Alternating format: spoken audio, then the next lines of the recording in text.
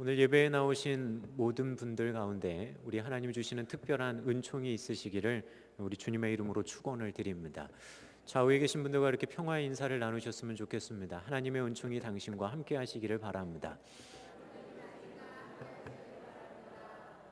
자, 앞뒤에 계신 분들과 인사하실 땐 이렇게 인사하셨으면 좋겠습니다. 우리는 증인입니다. 사도, 제자, 전도자, 증인, 성경에는 다양한 표현들이 나옵니다. 그리고 교회 공동체 안에 있었던 이런 다양한 표현들을 우리는 쉽게 접할 수가 있습니다. 그리고 어떤 특별한 상황 속에서 이들 각각의 단어들이 또한 사용되어지는 것 또한 사실입니다. 하지만 이들 단어들을 가만히 들여다볼 때 공통적인 용도에 쓰이는 것을 볼 수가 있습니다. 그것은 뭐냐면 다름 아니라 무엇인가를 전하는 사명과 연관되어져 있다는 겁니다. 바꿔 말하면 복음을 전하는 사명, 복음을 전하는 그 일과 연관되어져서 우리는 증인, 전도자, 사도, 제자라고 하는 말들을 흔히 사용하게 되어진다라고 하는 뜻입니다. 자, 복음을 전합니다. 그리고 복음의 증인이라고 이야기합니다. 그렇다고 한다면 복음은 도대체 무엇이겠습니까? 복음은 다른 것이 아니라 예수 그리스도 그분에 대한 것, 그것이 바로 복음입니다.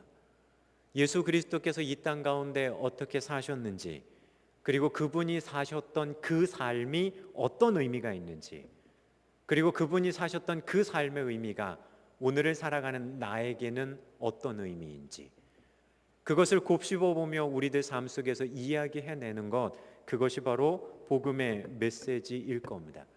그리고 그러한 복음의 메시지는 당연히 우리를 구원하시는 그 구속의 내용과 연관이 되어져 있습니다. 자, 그것을 전하는 사람, 증인입니다. 그것을 전하는 이들을 우리는 흔히들 전도자라고 이야기합니다. 중요한 것은 여기서 단순히 머리로 아는 지식을 이야기하는 시간이 아닙니다. 2000여 년 전에 사셨던 예수님의 생애를 쭉 읊푸는 것 아닙니다. 그분의 삶의 의미를 알아서, 특별히 내 삶에 그분이 어떤 의미가 있는지를 알고 그 의미를 나누고 전하는 것, 그것이 바로 복음을 전하는 것이고 복음의 메시지를 이야기하는 것이 되기 때문입니다. 오늘 성경의 본문 말씀을 살피면서 저는 이 부분에 대한 내용들을 여러분과 함께 생각을 해보려고 합니다. 저희는 지난 시간 예수님의 사역과 함께 하셨던 하나님의 함께 하심에 대해서 생각을 해봤습니다. 예수님도 그냥 외따로 홀로 떨어져 사역하셨던 것이 아니라 예수님이 사역하시는 그 길과 방향성 가운데 철저하게 하나님의 함께 하심이 있으셨다는 것을 저희는 배웠습니다. 그리고 동시에 내 삶을 살아갈 때도 하나님이 그렇게 나와 함께 해주시기를 바라는 마음으로 어떻게 하면 주님께서 나와 함께 하실 수 있을까를 저희는 생각을 또한 해봤습니다. 그러는 과정 가운데 하나님 그분을 향한 전적인 의탁함이 있게 되어질 때 하나님은 우리와 동행해 주시고 우리와 함께 하신다라고 하는 내용을 살피면서 저희 각자에게 주시는 도전을 살펴봤습니다. 자, 베드로가 고넬료에게 이야기하는 그 장면들 속에서 오늘 베드로가 고넬료에게 자신을 이렇게 소개합니다. 뭐라고 이야기하냐 하면 제가 지금 말하고 있는 그분에 대한 이 모든 이야기에 내가 증인입니다. 예수님이 이런 분이셨습니다. 하나님이 예수님과 함께 하셨습니다. 그분은 이런 일을 하셨습니다. 근데 그분이 하신 그 모든 일에 내가 증인입니다. 고넬료 앞에서 베드로는 자신이 예수님에 대한 증인이라고 고백합니다. 실제로 예수님의 공생의 초창기에 가장 이른 시기에 부름받은 사람이 바로 베드로였습니다. 12제자를 예수님의 공생의 2년차 때 확증하시는데 이미 1년차 가장 초창기부터 예수님을 따라다녔던 사람이 베드로였습니다. 가장 가까이에서 예수님을 경험하고 예수님이 하셨던 일들을 보아나갔던 바로 그 사람이 말하는 겁니다. 내가 증인입니다. 예수님이 이런 일 하신 거, 그 놀라운 일들 가운데 바로 제가 증인입니다. 그분이 유대 땅에서 하셨던 일들, 예루살렘에서 하셨던 일들, 여기에 들어가는 일이라고 한다면 아마 여러분들도 잘 아시는 일들일 겁니다. 때로는 죽은 자를 살리시고 병든 자를 고치시고 귀신 들렸던 이들 귀신을 내어 쫓으시는 그 모든 일들, 내가 그 일의 증인입니다. 내가 그 일의 증인입니다. 어쩌면 고넬료 입장에서 가만히 듣는다고 생각해 보면 내가 지금 이 이야기를 믿어야 돼 말아야 돼 하는 일일 겁니다. 죽은 사람이 살아났다고 이야기하고, 불치병인 병에 걸렸던 사람이 회복됐다고 이야기하고, 심지어 귀신 들린 사람을 내어 쫓았다고 하는 그 예수님에 대한 이야기를 하면서 베드로는 지금 자신 있게 말하는 겁니다. 내가 증인입니다. 근데 여기서 한 걸음 더 나가 베드로는 이렇게 이야기합니다. 사람들이 그 예수님을 죽였습니다. 근데 하나님께서 그를 다시 살리셨습니다. 내가 그 일에 대해서도 증인입니다. 다른 사람을 죽음에서 구해주고 죽은 사람을 살렸다라고 하는 내용도 믿기 힘든데, 본인이 사람들에게 죽음 당했고, 근데 그를 하나님이 살리셨다는 그 이야기까지 하면서 베드로는 뭐라고 얘기하냐면 내가 그 일의 증인입니다라고 말하는 겁니다. 누군가에게 복음의 메시지를 전하고 예수님에 대해 이야기하는 거, 내가 들었더니 예수님이 그런 분이십니다가 아니라 베드로는 오늘 이렇게 얘기하는 겁니다. 내가 그 일의 분명한 증인입니다. 무엇보다도 그분이 다시 살아나신 그 부활하심에 대해서 저는 틀림없는 증인입니다라고 베드로는 자신을 이야기하고 있는 겁니다. 우리는 이러한 이야기를 듣게 되어지면 여러분들도 그런 생각하시기 쉬울 겁니다. 베드로는 그래도 직접 예수님을 보기라도 했지, 부활하신 예수님을 그래도 만났잖아 라고 하는 이야기를 할지 모릅니다. 근데 여기서 저희가 조금 더 깊이 생각해 볼 부분이 바로 그 부활에 대한 내용일 것 같습니다. 성경에도 보게 되어지면 예수님께서 죽은 사람을 다시 살리시는 이적을 여러 곳에서 보여주십니다. 우리가 흔히 잘 알고 있는 나사로라고 하는 사람도 죽었다가 심지어 냄새가 나는 그의 육체 가운데 그가 소생합니다. 그리고 다시 삽니다. 예수님도 십자가에서 죽으시고 무덤 가운데 장사 지내셨다가 다시 사십니다. 우리가 여기서 오해하지 말아야 될 건 예수님의 다시 사심과 나사로처럼 죽었다가 다시 살아난 사람을 동일하게 생각해서는 안 된다는 겁니다. 바꿔 말하면 나사로는 소생된 거지 나사로는 부활한 것이 아닙니다. 예수님이 부활하심에 대해 다시 사셨다는 말로 우리말 성경에서는 우리가 혼용되어서 사용하지만 부활하신 것과 다시 사신 것 분명하게 다릅니다. 예수님의 부활은 나사로가 죽음 가운데서 다시 살아난 그 소생의 개념이 아니라 예수님은 부활하시면서 이제는 더 이상 인간의 육신의 몸에 제한을 받으시는 분이 아니셨다는 겁니다. 우리가 성경 가운데 확인해 볼 수 있는 것처럼 예수님은 부활하신 다음에 시공간의 구애를 받지 않으셨습니다. 동시에 수많은 형제들에게 자신을 동시에 보이시기도 하시고, 다들 두려워 떨며 문을 다 걸고 자신들끼리 모여있는 그 공간 가운데 예수님이 호련히 나타나시기도 하십니다.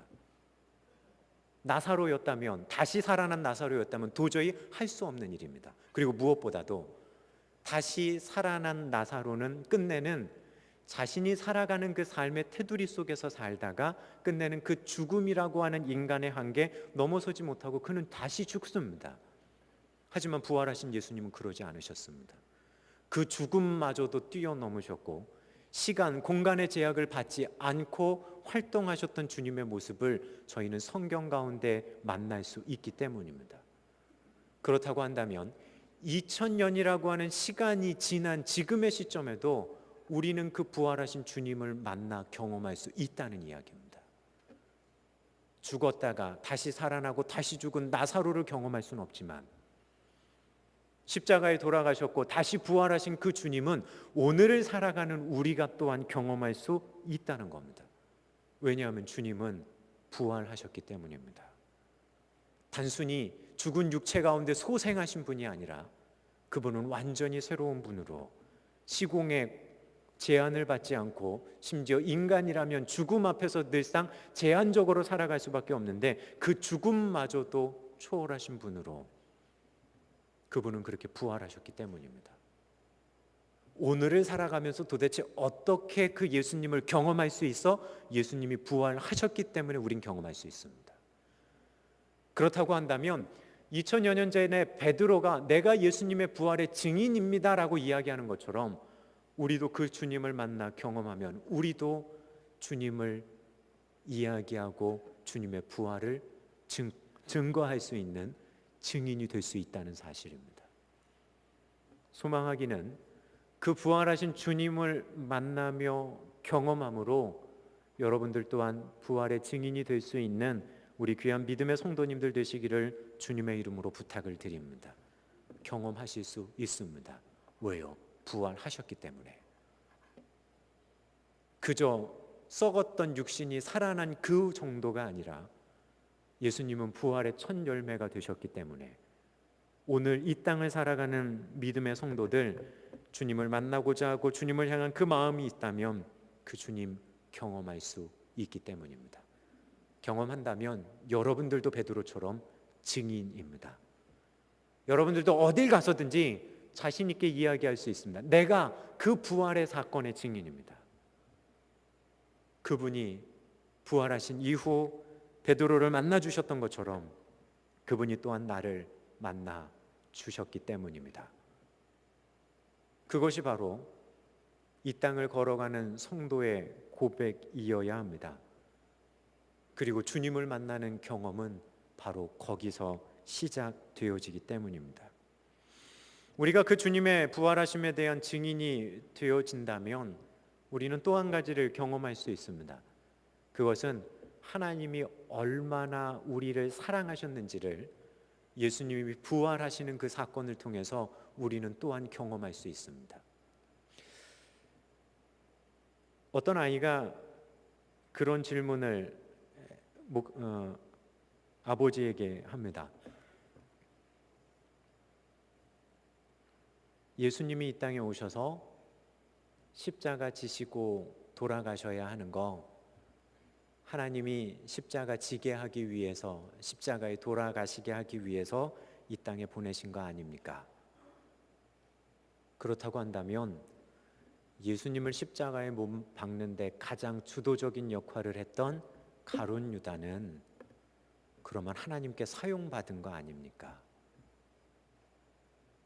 여러분들의 자녀가 여러분들에게 그런 질문을 한다면 어떻게 답하시겠습니까? 왜요? 예수님 돌아가심에 있어서 분명하게 아이들 생각하기에 가룟 유다는 결정적인 일을 하거든요. 여러분들은 어떻게 답하시겠습니까? 그 아이의 그 대답 가운데, 그 질문 가운데 가룟 유다도 사용되어졌다라고 여러분들 말씀하시겠습니까? 우리가 예수님이 십자가 지심에 대해서 늘상 그렇게 바라보기 때문입니다. 오로지 날 위해 오셔서 죽으실 분, 그리고 그 죽는 것이 당연하셨던 분. 우린 그렇게 생각하다 보니까 그런 오해들을 하기 시작을 합니다. 물론 자신의 외아들을 보내시면서 그 땅에 있는 그 백성들이 예수님 죽일 것에 대해서 하나님 알고 계셨는지는 모릅니다. 근데 분명한 건 하나님은 그 백성 가운데 기대하시던 것이 있습니다. 예수님을 보내시면서 그 백성 가운데 기대하셨던 하나님의 기대가 있습니다. 단순히 가가지고 그래 너 죽어, 너 죽으면 이렇게 해결된다, 그것 때문이 아니라 아들을 보내시는 하나님의 기대가 있으셨습니다. 그것은 예수님의 비유 가운데 나타나 있습니다. 마태복음 21장 33절로 나오는 비유, 누가복음 20장 9절에 나오는 비유입니다.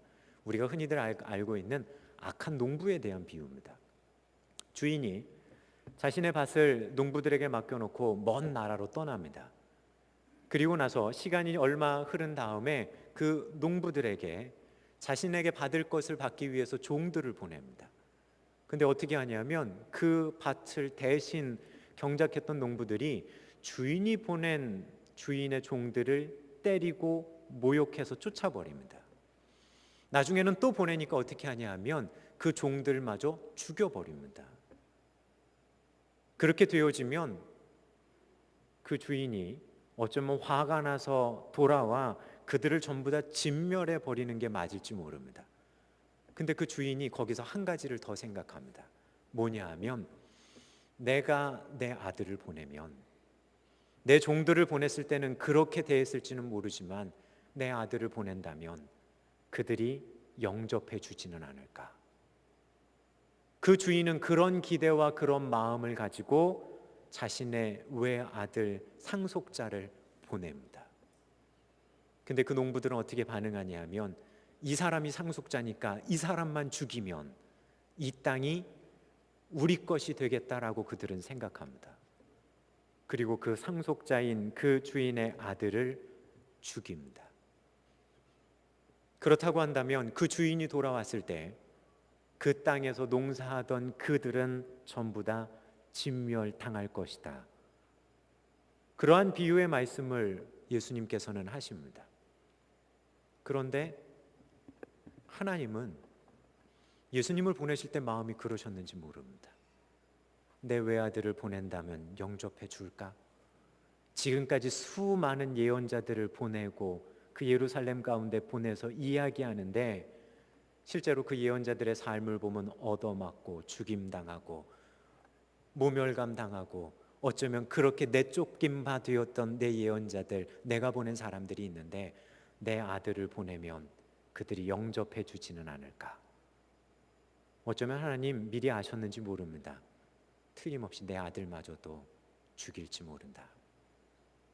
근데 예수님 보내시는 하나님은 그런 기대셨지 않겠습니까? 내 아들을 보낸다면 그들이 내 마음을 알고 내 아들은 영접해 주지 않을까? 비유 가운데는 아들을 죽이면 틀림없이 그 주인은 와서 진노 가운데 그들을 진멸해 버리는 분으로 생각되어집니다. 그런데 하나님은 어떻게 반응하시냐면 자신의 외아들마저 죽인 그들을 오셔서 진멸하고 심판하시는 것으로 결론을 내리시는 것이 아니라 그들이 죽인 그 아들을 다시 살리심으로 아들을 죽인 그들과의 관계를 다시금 회복할 수 있는 기회를 주신다는 겁니다. 그리고 다시금 그들이 하나님 앞에 나아갈 수 있는 분명한 길을 예수 그리스도의 부활을 통해 제시해 주시는 겁니다.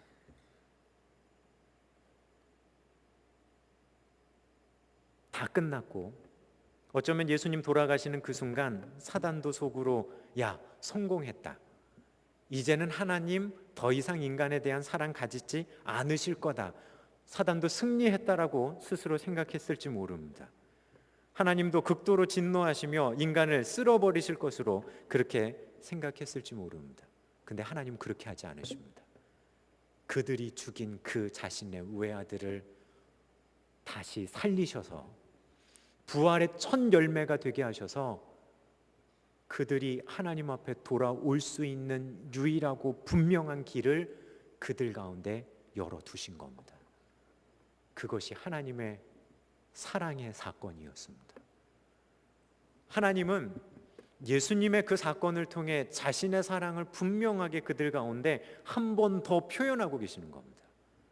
한 번 더 하나님은 기대를 가지시는 겁니다.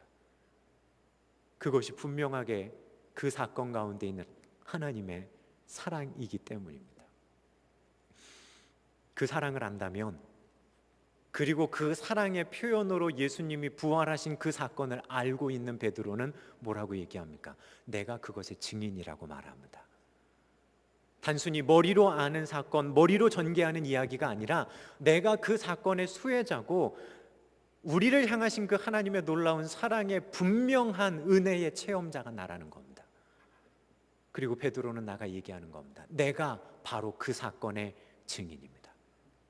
그 말의 의미는 다른 것 아닙니다. 그런 일 있었습니다가 아니라 하나님이 우리를 사랑하시고 우리 때문에 자신의 외아들마저 그렇게 하지만 그 외아들마저 다시 살리심으로 우리가 주님 앞에 나갈 수 있는 그 분명한 은혜 베푸심의 그 자리에 바로 내가 있습니다. 그렇게 베드로는 이야기하며 하나님 앞에 나갑니다. 그리고 그 하나님의 그 사랑을 우리는 고백하며 대속해 주신 사랑이라고 우리는 고백할 수밖에 없는 겁니다. 소망하기는 그 십자가의 사건의 증인들 될 수 있는 우리 귀한 믿음의 성도님들 되시기를 주님의 이름으로 부탁을 드립니다. 내가 하는 일이 잘 되고 잘 풀리는 일의 증인이 아닙니다. 우리를 구원해 주시는 그 구원의 사건에 우리는 분명한 증인이 되어야 하기 때문입니다. 지금 베드로는 분명 그렇게 이야기합니다. 제가 바로 그 사랑의 사건, 우리를 향한 하나님의 사랑의 확증이었던 그 십자가의 부활 사건, 내가 그 일의 증인입니다. 증인입니다. 우리도 그렇게 이야기할 수 있어야 합니다. 2000년 전에 있었던 사건 이래요가 아니라 성령님께서 우리 가운데 분명하게 역사하시는 그 사건들 통해서 오늘 내가 경험하고 내가 고백하는 그 사건입니다. 그리고 내가 증인입니다. 예수님 십자가에 다시 사심의 그 사건, 내가 그 사건의 증인입니다. 소망하기는 그런 분명한 마음과 고백 가운데 걸어가는 우리 귀한 믿음의 성도님들 되시기를 간절히 부탁을 드립니다. 베드로는 그 고백을 하면서 한 걸음 더 나가 뭐라고 얘기하는 줄 아십니까? 증인이긴 증인인데 선택된 증인입니다. 선택된 증인입니다. 고넬료에게 너는 체험 못했지? 나는 선택되어져서 체험한 사람이야 라고 자신의 지금 권위를 나타내는 게 아닙니다. 그 놀라운 사건을 위해서, 그 놀라운 사건을 증언하기 위해서 하나님이 특별한 은혜 가운데 나를 그렇게 세워주신 거 내가 감히 감격할 수밖에 없습니다라고 하는 마음의 표현이 내가 그 사건에 선택된 증인입니다라고 하는 그의 고백입니다. 그렇다고 한다면 그 이야기를 듣고 있는 고넬료는 어떻겠습니까? 고넬료도 지금 선택되어져서 그 증거되어지는 사건을 전해 듣는 사람입니다. 바꿔 말하면 고넬료도 지금 베드로의 이 말을 듣고 있는 이 순간 고넬료도 선택되어진 증인으로서 나갈 수 있는 그 상황 가운데 지금 놓여 있다는 겁니다. 단순히 베드로 개인을 위한 것이 아니라 그 이야기를 전해 듣고 있는 고넬료에게도 하나님의 특별한 은총이 그 가운데 머물고 있음에 대해 그렇게 표현하고 있는 겁니다. 여러분들은 어떠십니까? 증인이라고 이야기하는데 내가 선택된 증인입니다. 그런 특별한 은혜 가운데 선택된 증인입니다라고 고백하실 수 있으시겠습니까? 분명한 그분을 향한 마음이 있다면 고백할 수 있습니다. 그리고 여러분들의 고백을 나누며 여러분들의 고백을 전해 듣는, 복음의 메시지를 전해 듣는 이들도 그런 특별한 마음이 들 거기 때문입니다. 소망하기는 주님께서 세우시는 그러한 특별한 선택된 증인들 되시기를 우리 주님의 이름으로 축원을 드립니다. 우리가 있어야 될 자리고 우리가 있어야 될 모습이기 때문입니다. 자, 증인입니다. 경험하지 않고는 증인될 수 없습니다. 경험 못하는 것이 아니라 할 수 있습니다. 왜냐하면 주님이 부활하신 분이기 때문입니다. 그리고 경험하고 그 자리에 있다고 한다면 여러분들은 선택되어진 특별한 증인들로서의 삶의 모습을 또한 살아가야 할 겁니다. 명절입니다. 믿음으로 이미 가정이 인가된 곳도 있을 겁니다. 믿음으로 가정이 십자가의 의미를 이미 알고 있는 경우도 있을 겁니다. 가족들이 모여서 함께하는 그 시간, 다시 한번 하나님의 사랑, 그리고 그 사랑의 표현의 확증이셨던 십자가의 그 사건, 그리고 내가 오늘 경험하고 있는 예수 그리스도에 대해 선택된 증인들로 서로에게 도전할 수 있는 여러분들 되셨으면 좋겠습니다. 또한 가족들이 아직 예수 그리스도를 모른다고 한다면 여러분들이 증인의 모습으로 서 계십시오. 역사적인 사건을 이야기하는 이들이 아니라 바로 오늘 이 시간 성령의 임재 속에서 경험할 수 있는 그분의 부활의 그 사건들 가운데 여러분들이 현재 진행형의 증인으로 아직 믿지 않는 이들을 주님 앞으로 인도해 가시기를 또한 간절히 소망합니다. 잊지 말아야 할 건 어떤 상황에 있든 우리는 증인이라는 겁니다. 과거의 사건 아닙니다. 그분이 부활하셨기 때문에 우리는 오늘 이 시간에도 그분을 경험할 수 있습니다. 소망하기는 분명한 그분과 함께 걸어가는 그 믿음의 여정들 속에서 입술로만 증인이 아니라 내가 그 사건의 증인입니다. 내가 그 하나님의 사랑의 수혜자입니다. 고백하는 여러분과 제가 되기를 간절히 소망합니다. 기도하겠습니다.